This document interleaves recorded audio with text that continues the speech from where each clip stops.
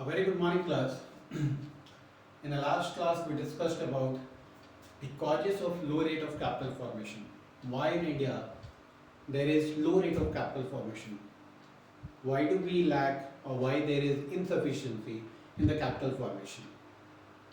Today, we even came across different subheadings wherein we saw the major reasons why there is lack of capital formation. So today we'll talk about the suggestions to raise the capital formation. How can capital formation be done in spite of the difficulties, in spite of the problems, in spite of several limitations? There are still opportunities which we can avail, which we can take the benefit of it. So we'll focus on the suggestions which can be taken by the individuals to increase the capital formation. The first suggestion is encourage savings. Encourage savings. Now this is the task of the not only the government but every individual. They should gather the information. They should be aware about what are the modes of savings. How can their savings be increased? How can they multiply the money? So this is what the RBI focuses on. The Reserve Bank of India, the central bank of the country, focuses on that there should be a financial literacy class wherein every individual should receive the knowledge, wherein every individual should receive the information about the financial product. Unless and until the knowledge is not passed on, you don't have the knowledge, you do not know in which way to use your money. Okay, so money cannot be multiplied if we keep it at home, but rather when we invest or when we invest in some financial products, it increases. So that is what the point said, encourage savings. We have to encourage the people to save or to invest somewhere. And that encouragement can only come when we are ready to give them the financial knowledge. Second is cheaper credit facilities. Now, credit facilities as far as organized sectors are concerned, it is the bank or the insurance sector. These are the two organized sectors that functions in our country. So it's the sole duty of these two organizations to provide cheaper credit facilities.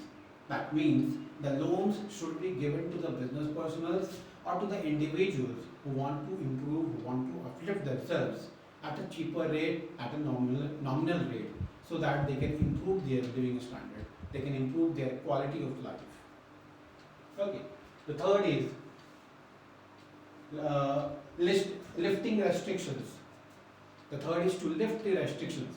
See, lifting restriction talks about a period of before prior to 1991.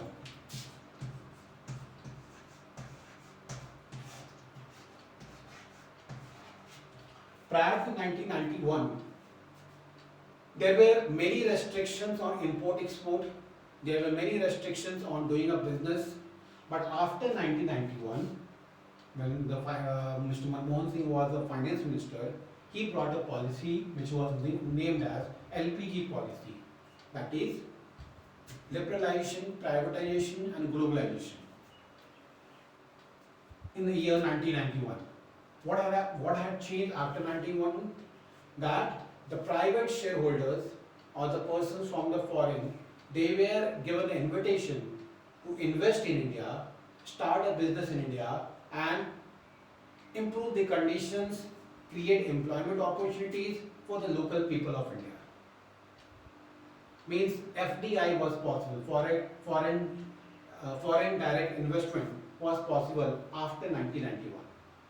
And many of the banking sector, many of the private sectors that we see today, be it in the banking sector like Axis Bank, ICICI Bank, HDFC Bank, Kotak Mahindra Bank, all these were the private shareholders. They have come or they were born after the LPG policy of 1991. So the government says, or the recommendation says, the suggestion is to lift the restrictions of a business, make the business process so simple, make it so simplified that anyone, any venture and any person who wants to start a venture, who wants to start a business can do it without any problem, without any difficulty. The procedure should be very simplified one. So that is what the government focuses on, and that is what the suggestion is, to lift the restrictions, to remove the restrictions, to remove the barriers. Next is tax concession. Every government comes with a tax pattern. Okay, some government who are looking up to promote the business, they give a tax holiday, a tax concession to the business persons. Tax concession or tax holiday is a holiday which a person is supposed to pay less of a tax or pay no tax at all for a particular year. This is just to promote the business. This is just to promote the in a starter so that they can start and the government is not going to charge anything from them. Okay. The last is efficiency of PSUs. PSU is public sector units. Public sector units should work with efficiency. They are not working up to the capabilities that they should. They are not creating a competition for the private firm lenders or the private organizations. They should compete, they should move on a parallel basis with the private lenders even. That means they are secured about the job, they are not secured about the increment of money, or you can say accumulation of money, accumulation of capital. That means they should be put on a pressure, they should be given some target wherein they can improve their efficiency. Their efficiency they are lacking. So these are the various suggestions which have come up wherein if followed, the chances or the probability is there will be certain additions in the capital formations. The class do learn this, what are the suggestions, what are the measures through which capital formation can be done, and it is very important from the examination point of view, wherein a question is asked, what are the causes of low rate of capital formation in India and what are the suggestions to improve.